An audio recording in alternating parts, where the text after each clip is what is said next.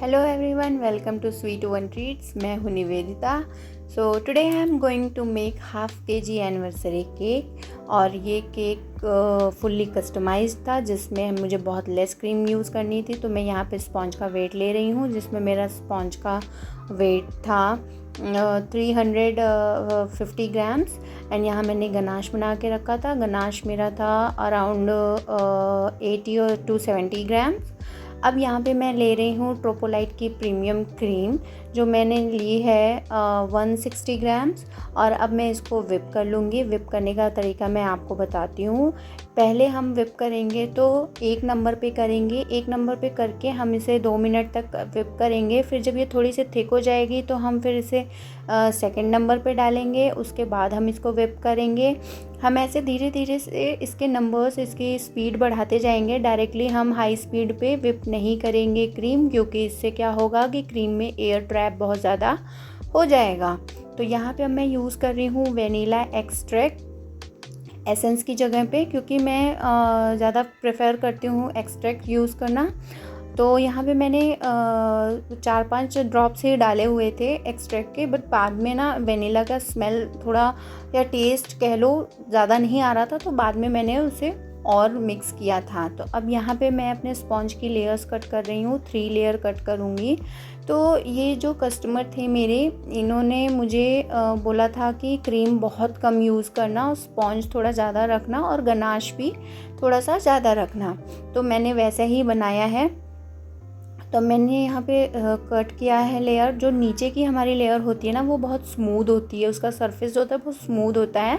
तो उसे हमेशा ना केक बनाते टाइम ऊपर के टॉप में यूज़ करना चाहिए. तो जो ये मेरी बीच की लेयर थी, इसको मैं बॉटम में यूज़ कर रही हूँ. और इस कटोरी में मैंने गनाश बनाया था जिसमें मैंने चीनी और वाटर यूज़ करके स्पॉन्ज को सोक करने के लिए मैं इसको यूज़ कर रही हूँ. तो मैं बता दूँ कि मैं गनाश कैसे बनाती हूँ. मैं चॉकलेट जितना लेती हूँ उसी का हाफ में क्रीम लेती हूँ, फ्रेश क्रीम, और मैं डायरेक्ट ही गैस पे रख के उसको मेल्ट कर लेती हूँ. पहले मैं डबल बॉइलिंग सिस्टम से करती थी, बट मैं अब ऐसे करती हूँ. अब यहाँ पे मैंने 2 पैलेट नाइफ़ ली है. जो एक पैलेट नाइफ़ में क्रीम स्प्रेड करने के लिए यूज़ करूँगी और एक पैलेट नाइफ़ में गनाश को स्प्रेड करने के लिए यूज़ करूँगी. तो यहाँ पे आपने देखा ना, मैंने बहुत ही कम क्रीम यूज़ की है. और यहाँ पे मैं अब गनाश डाल रही हूँ. मैंने जैसा मैंने बताया कि सिर्फ 3 लेयर्स मैंने कट की है, तो मुझे सिर्फ 2 ही लेयर में गनाश यूज़ करना होगा, क्योंकि जो 3rd लेयर होगी वो हमारी ऊपर की टॉप की लेयर होगी. तो यहाँ पे मैंने गनाश इक्वली सारी लेयर में डाला हुआ था. मैं गनाश को भी स्प्रेड कर रही हूँ दूसरे पैलेट नाइफ से, क्योंकि ये हमारा बिल्कुल ही कस्टमाइज्ड केक है और चॉकलेट केक है. तो चॉकलेट में स्पॉन्ज भी ब्राउन होता है एंड गनाश भी ब्राउन. अब यहाँ मैंने चॉकलेट चिप्स स्प्रेड कर रही हूँ.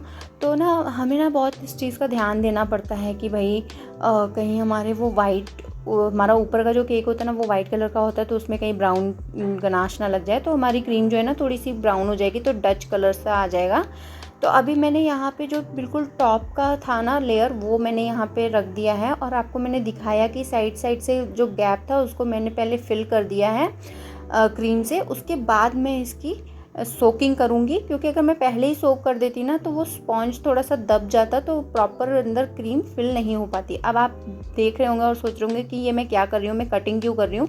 इसलिए मैं कटिंग कर रही हूँ क्योंकि मैंने जब इसको ऐसे स्पॉन्ज के लेयर को ऐसे रखा ना, तो मुझे ऐसा लगा कि ये थोड़ा सा आउट ऑफ द शेप जा रहा है, शेप से बाहर जा रहा है. जब मैं इसकी फाइनल फ्रॉस्टिंग करूँगी तो ये मुझे बहुत प्रॉब्लम क्रिएट करेगा.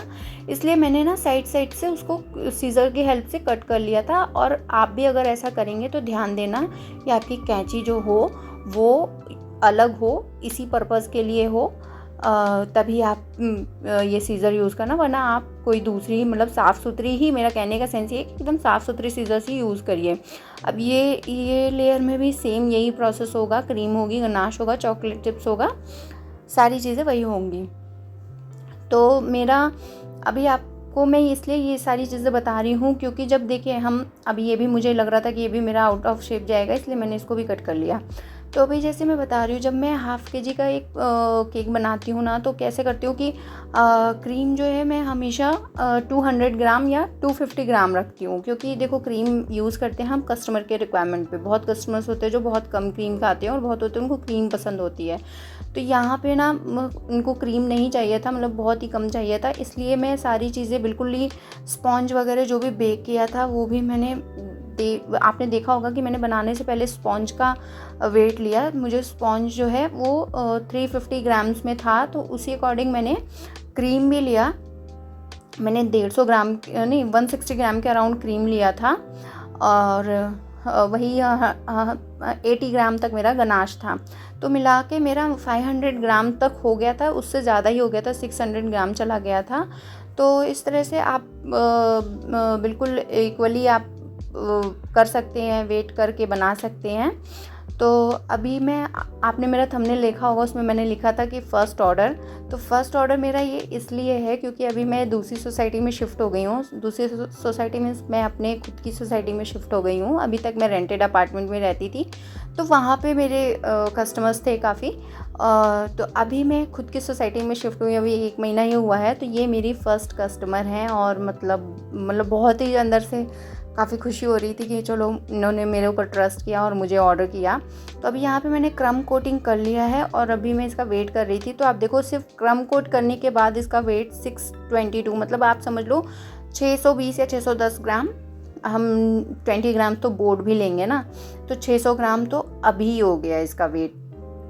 तो ये मुझे ना थोड़ी सी ये जो लाइन आपको दिख रही, जो मैं कट कर रही हूँ, ये लाइन ना थोड़ा सा शेप से बाहर मुझे दिख रही थी, इसलिए ना मैंने इसको कट करके हटा दिया, क्योंकि मुझे यहाँ पे बहुत ही कम क्रीम यूज़ करनी है। बाद में फाइनल फ्रॉस्टिंग करते टाइम पे ये ना स्पॉन्ज की लाइन ना ब्लैक ब्लैक दिखती, तो वो ना अच्छा नहीं लगता, इसलिए मैंने उसको पहले ही कट करके हटा दिया था। और क्रम कोटिंग सबसे मेन पार्ट होता है केक का। अगर आप इसको नहीं करोगे तो और डायरेक्ट फ्रॉस्टिंग करोगे तो फिर बाद में आपको बहुत टाइम लगेगा, बहुत प्रॉब्लम होगी। तो क्रम कोट करने के बाद मैंने इसे फ्रिज में रख दिया था सेट होने के लिए। अभी ये काफ़ी सेट हो गया है, तो अब इसके बाद अब मैं इसकी फ़ाइनल फ्रॉस्टिंग करूँगी। तो यहाँ पे मैं हमेशा पाइपिंग बैग यूज़ करती हूँ। पाइपिंग बैग मैं बता दूँ जिनको नहीं पता हो, तो ये जो होती है कोन, इसको पाइपिंग बैग भी बोलते हैं। तो जब भी आप अगर कम क्रीम में बनाना हो ना, तो पाइपिंग बैग के टिप को बहुत छोटा सा कट करिए, तो उससे क्या होगा कि क्रीम बहुत कम निकलेगी। अभी मैंने यहाँ पे क्रीम अप्लाई तो कर दिया है, पैलेट नाइफ़ की हेल्प से मैं इसको स्प्रेड कर रही हूँ। चाहे तो मैं डायरेक्ट स्क्रैपर से भी इसको घुमा करके फ्रॉस्टिंग चालू कर सकती हूँ, बट अगर हम क्रीम कम यूज़ कर रहे होते हैं ना, तो हमें सबसे पहले यही करना होता है कि पैलेट नाइफ़ से अच्छे से स्प्रेड कर दो, ताकि कहीं भी गैप ना आए और बार बार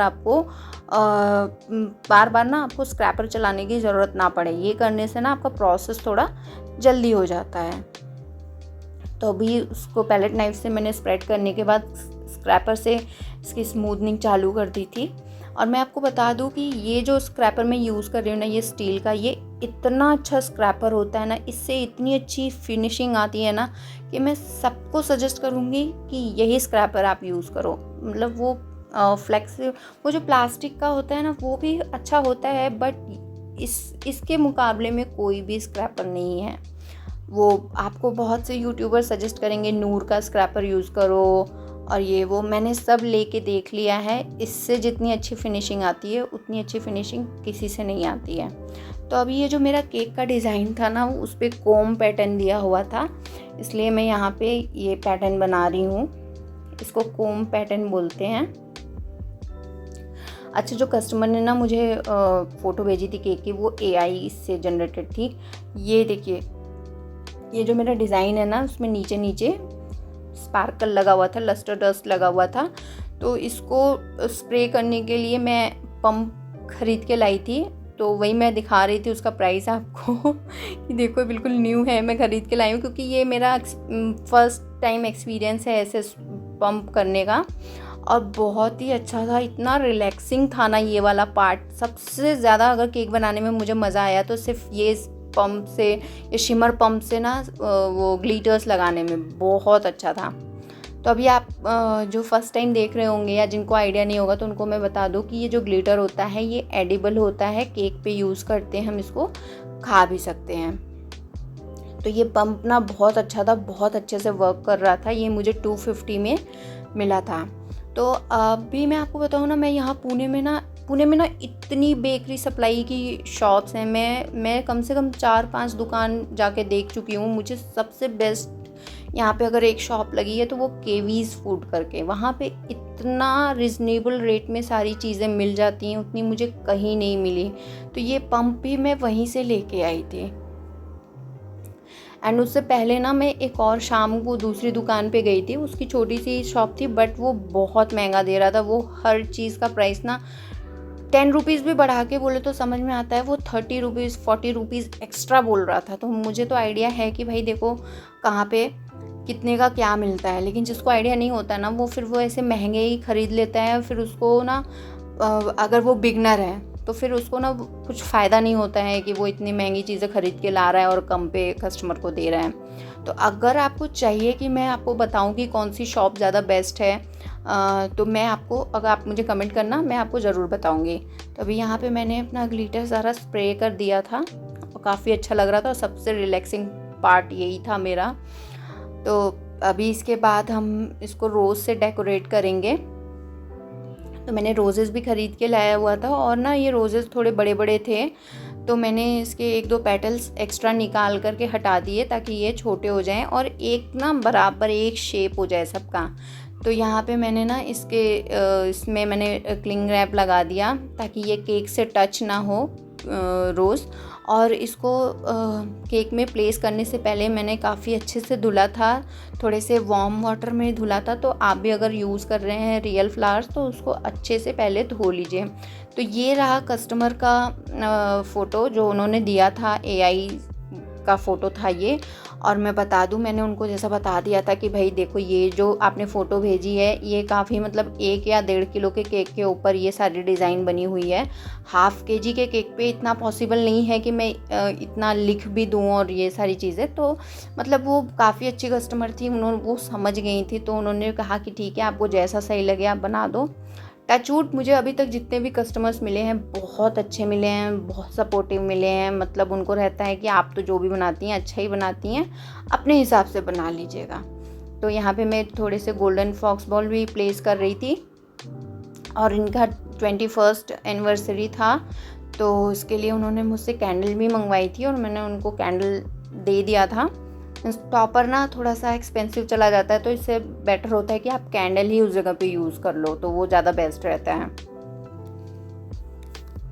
तो अब यहाँ पे मैं थोड़े से गोल्डन बॉल स्प्रिंकल कर रही हूँ। ये भी एडिबल होता है, हम इसको भी खा सकते हैं। ये जो फॉक्स बॉल्स होते हैं ना गोल्डन वाले, बस ये एडिबल नहीं होते हैं, ये नॉन एडिबल होते हैं, इनको खाया नहीं जाता है। तो अभी मैं बता दूँ, मैं बहुत दिन बाद अपना ये वीडियो अपलोड कर रही हूँ, लाइक आफ्टर 2 years कुछ ऐसे ही, क्योंकि बीच में मतलब मेरा था नहीं, फोकस हो नहीं पा रहा था इतना, बच्चे छोटे थे। तो अभी मैं बहुत दिन बाद कर रही हूँ, तो प्लीज़ सपोर्ट करना आप लोग। अब यहाँ पे मैं टॉपर प्लेस कर रही हूँ हैप्पी एनिवर्सरी का। केक तो मैं बना रही थी बट मैं रिकॉर्ड नहीं कर पा रही थी क्योंकि नहीं हो पाता था पॉसिबल इतना। तो ये कैंडल था, मैंने इसको ओपन नहीं किया, मैंने उनको एज इट इज़ दे दिया था। मैंने कहा आप अपने अकॉर्डिंग प्लेस कर लेना। और यहाँ पे हार्ट शेप का भी मेरे पास स्प्रिंकलर्स था, मैंने वो भी लगा दिया। ये भी एडिबल होता है, इसको भी हम खा सकते हैं। तो अभी चलिए, ये हमारा फाइनल केक बन के रेडी हो गया। हम इसका वेट देखते हैं कि कितना हुआ है। तो ये यहाँ पे 650 ग्राम्स का होके रेडी हुआ था। तो ये रहा मेरे केक का फाइनल लुक। कैसा लगा ज़रूर बताइएगा। अच्छा लगा तो वीडियो लाइक करना और चैनल को सब्सक्राइब ज़रूर करना। Thank you for watching.